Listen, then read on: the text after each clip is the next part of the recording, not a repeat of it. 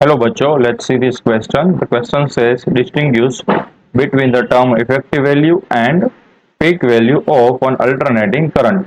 An alternating current from a source is represented by I is equal to 10 sin 314t.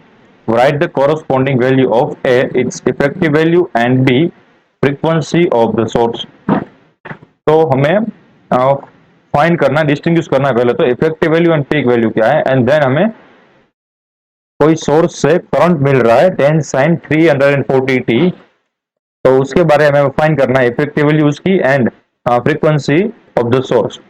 तो हम इस problem में जो कि कॉन्सेप्ट यूज करने वाले हैं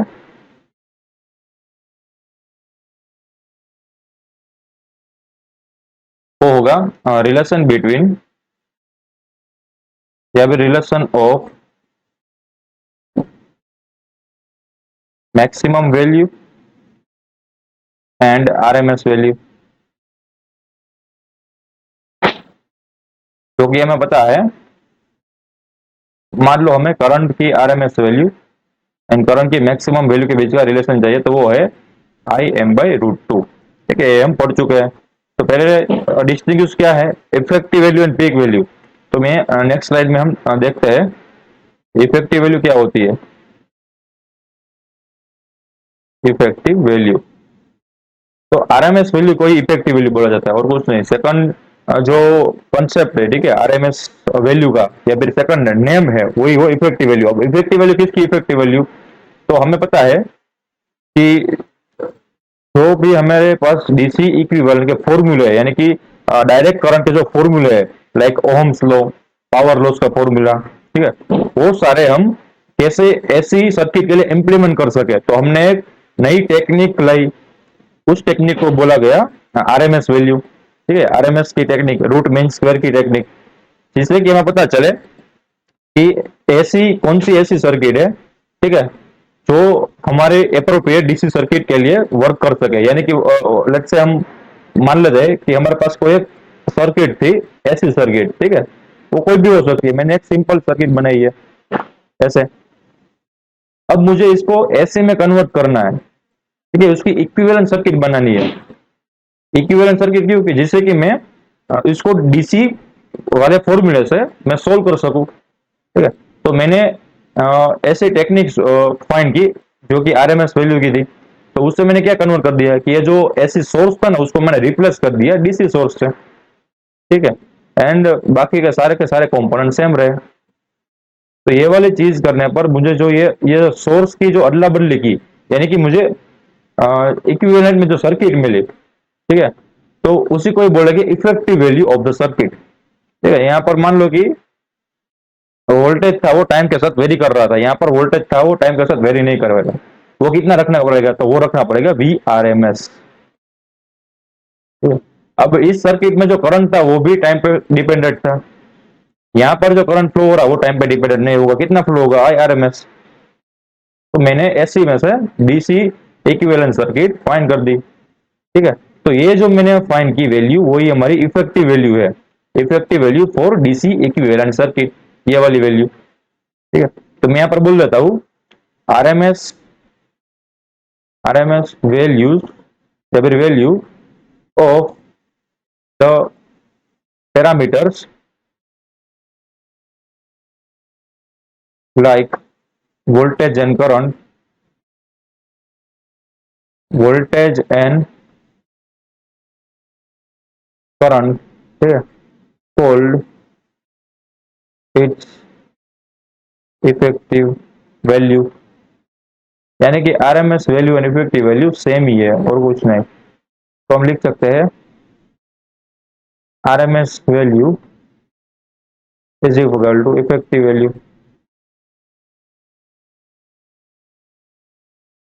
अब हम नेक्स्ट बात करते हैं पीक वैल्यू के बारे में। ठीक है, क्या फाइंड करना है, पीक वैल्यू। तो पीक वैल्यू क्या है,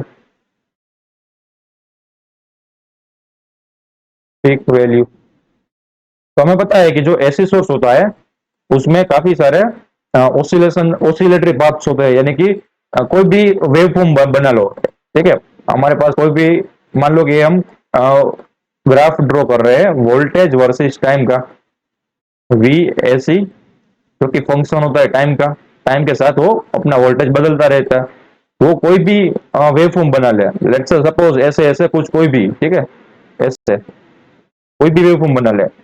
अब हमें फाइंड करना है उसके पीक वैल्यू। पीक वैल्यू यानी कि maximum voltage in one cycle. तो देखो, ये जो सारी साइकिल है ना वो सेम ही है। थोड़ा सा मैंने ये थर्ड वाली साइकिल में थोड़ा बहुत गड़बड़ी कर दी है, बट हमारे पास कोई भी साइकिल हो, मान लो अब यहाँ पर मैं सेकंड सोर्स बना रहा हूँ, कोई और सोर्स जिसमें साइन वेव हो, ठीक है, तो ये हमारा वी एस है, फंक्शन ऑफ टाइम, यानी यहाँ पर टाइम है।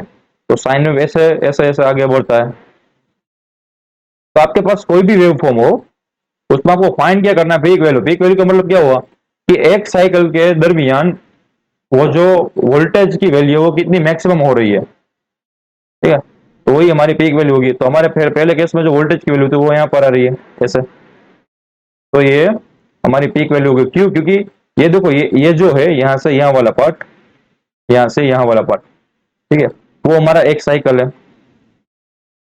तो एक साइकिल की रीडिंग मैक्सिमम जो वोल्टेज की वैल्यू होती है वो हमारी पीक वैल्यू होती है। सेम यहाँ पर, यहाँ केस में यहाँ से ये जो पार्ट है वो है हमारी वन साइकिल।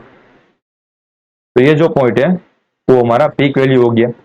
मैं उसको बोल देता हूँ वी मैक्सिमम। तो जो मैक्सिमम वैल्यू होगी वोल्टेज की वही हमारी पीक वैल्यू होगी, ठीक है।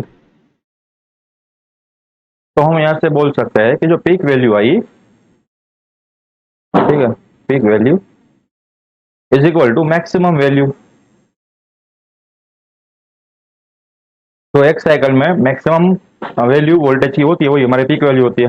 तो ये उसका पीक वैल्यू को हमें डेफिनेशन मिल गई। तो इन दोनों में डिफरेंस क्या हुआ, ठीक है। तो आरएमएस वैल्यू क्या होती है, एक काइंड ऑफ इफेक्टिव वैल्यू होती है, एंड पीक वैल्यू क्या होती है, वो सबसे हाईएस्ट वोल्टेज कितने मिलते हैं उसकी वैल्यू होती है। तो RMS value and peak value का सेम होना जरूरी नहीं है, अलग अलग हो सकती है। ये डिस्टिंग्विश बोला। अब हमारे पास एक एक्सप्रेशन गिवन है, I is equal to current का, I is equal to 10 sine 340, 10 sine 314 times T. तो हमें फाइंड करनी है इसमें से effective value and frequency of the source. तो इसको मैं ऐसे भी लिख सकता हूँ, हमें पता है जनरल फॉर्मूला होता है करंट का, वो क्या होता है, I naught, I is equal to I naught sine omega T, ठीक है। तो इन दोनों को कंपेयर करो, तो कंपेयर करोगे तो पीक वैल्यू निकल कर आएगी, यानी कि मैक्सिमम वैल्यू, ठीक है। यहाँ पर मैं मैक्स लिख देता हूँ, max is equal to 10 volt. तो हमें वही तो चाहिए थी ना, यस, नहीं इफेक्टिव वैल्यू चाहिए थी, ओके कोई बात नहीं, तो हम इफेक्टिव वैल्यू फाइंड कर लेते हैं, क्योंकि उसमें भी वी मैक्स की वैल्यू चाहिए। तो इसको हम लिख सकते हैं वी पीक। अब हमें रिलेशन पता है कि V R M S is equal to होता है V max divided by square root of 2। तो ये वाली जो एक्सप्रेशन है उसमें हम वैल्यू पुट करते हैं। वी मैक्स की वैल्यू है 10 volt divided by square root of 2। तो 10 divided by square root of 2 करोगे तो आंसर आएगा 7 पॉइंट अराउंड, ठीक है, 7.07 वोल्ट का। तो ये हमारा हो गया वी इफेक्टिव, ठीक है। आरएमएस कह लो या फिर इफेक्टिव कह लो, वो सेम ही है, 7.07 वोल्ट। अब हमें फाइंड करना है कि सोर्स की फ्रीक्वेंसी क्या होगी, एफ क्या होगा। तो वापस से कंपेयर करो, तो ये क्या है, 314 ओमेगा है ना। तो ओमेगा इज इक्वल टू हमें गिवन है 314, ठीक है, 314 रेडियन पर सेकंड। ओमेगा की वैल्यू क्या होती है, 2 pi F. 2 pi F is equal to क्या होता है, 314। तो यहाँ से एफ की वैल्यू क्या आई, एफ की value I 314 divided by 2 into 3.14। तो 314 डिवाइडेड बाई 3.14 डिवाइडेड बाई 2 करोगे तो आंसर आएगा 50 हर्ट्ज। तो यानी कि एफ इज इक्वल टू आएगा 50 हर्ट्ज।